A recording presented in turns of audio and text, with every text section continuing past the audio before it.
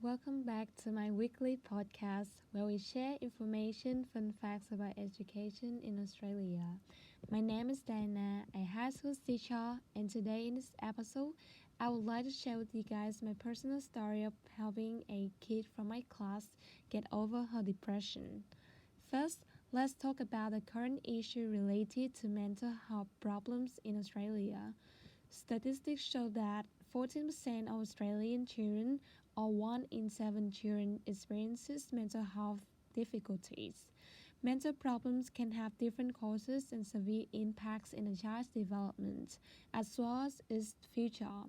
Therefore, being a teacher, we should not underestimate any signs of depression, anxiety in children. It is clear that mental health problems in childhood have a great impact on child's development. As mentioned before, one of my students had just gone through a very tough time in her life where she found herself in deep depression. Many of depressed students often have negative thinking styles and they are likely to hurt themselves, which is called self harm. In 2013 and 2014, the Young Minds Matter surveys found that around 11% of adolescents aged between 12 to 17 had ever deliberately hurt or injured themselves without trying to end their life, self harmed. Even worse, some of them decide to take their own life because it is a way of releasing the pain. According to the National Survey of Mental Health and Wellbeing in 2007, almost 1 in 12 people with 12-month mental disorders reported being suicidal in 12 months prior to the survey. Through my research, it is revealed that toxic stress can damage the brain's response to stress and make the child has difficulty in interpreting the world. Therefore, children experiencing toxic stress are likely to have mental health problems quickly.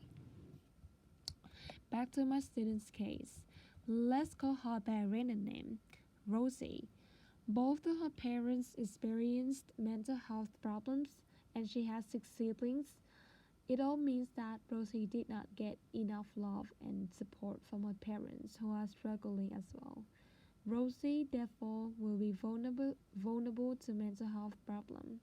Studies show that if relationships with family and caregivers are not responsive, the architecture of children's brains may be disrupted in ways that impair future development.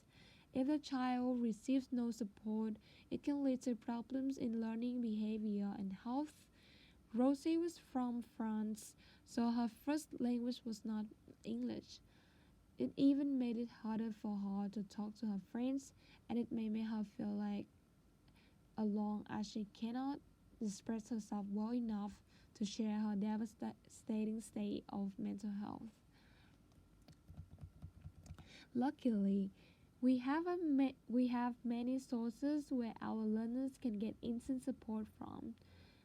For example, specialized hospital services, public and private, residential mental health services, community mental health care services, private clinical practices, non-government organization services, primary care services, allied health services.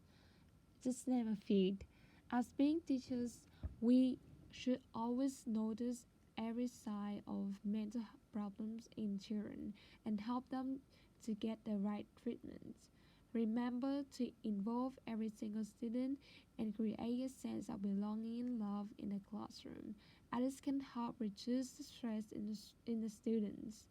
Having generation with a good mental health and well-being can reduce the cost in treating disease and it can improve the economy in Australia. It also can lead to a happier Australia.